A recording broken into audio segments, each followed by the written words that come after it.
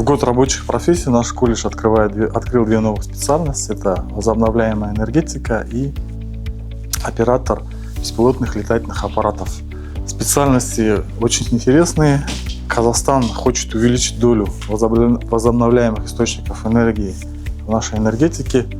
Потенциал очень большой. На сегодняшний день действует более 50 ветровых станций, более 40 электростанций. И идет хорошая поддержка от государства, соответственно, идут инвестиции.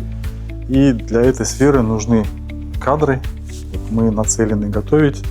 У нас очень хорошо развита гидроэнергетика, поэтому мы подписали договора с нашими ГЭС. И самый главный на сегодняшний день в развитии альтернативной энергетики — это Eurasian Resource Group, ERG компания, которая уже строит ветровые электрические станции в Джамбылской области, планируется в Абайской области и других областях. И мы с ними заключили в конце года меморандум.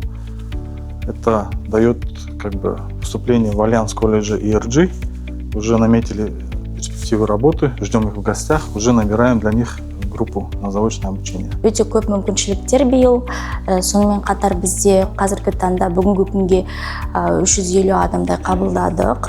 Оның ішінде жұмысшы мамандықтарға 150 адамдай, конкурс бойынша 80 адам болып отыр.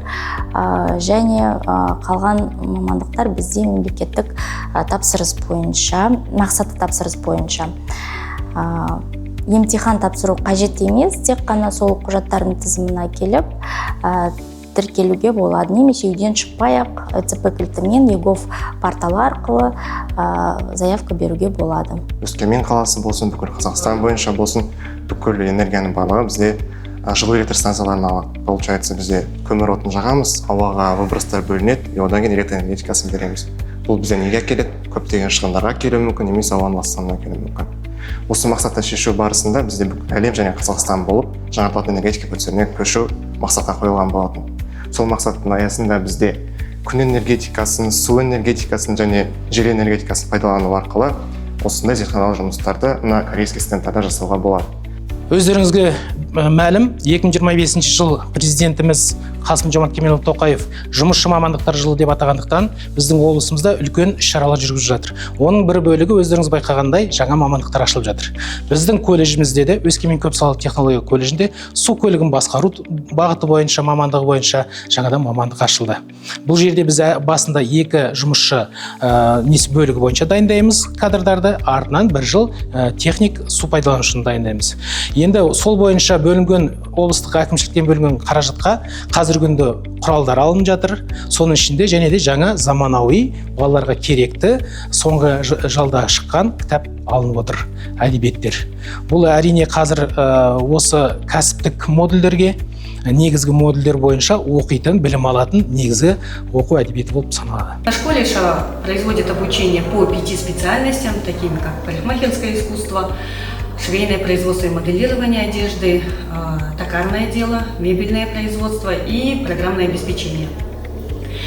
И в рамках реализации программы Года рабочих профессий с государственного бюджета были выделено финансирование для приобретения современного оборудования и оснащения материально-технической базы колледжа. Бірінші одар рабочий профессия өтеді, слесарь ремонтниктар болып. Одан кейін 2 жыл оңай оқиды, одан кейін 1 жыл тағы оқиды, 3 жыл оңай оқиды, сонда техник механика өтеді. И біз одан кейін недермен келісіп қойдық, әуежаймен, аэропортпен бізден, что практиканы сол жерден өтеді, по технике безопасности перевозки пассажиров гражданской авиации. А техник механикті авиаотрядпен келісіп қойдық, одармен шығарып отырып қойдық.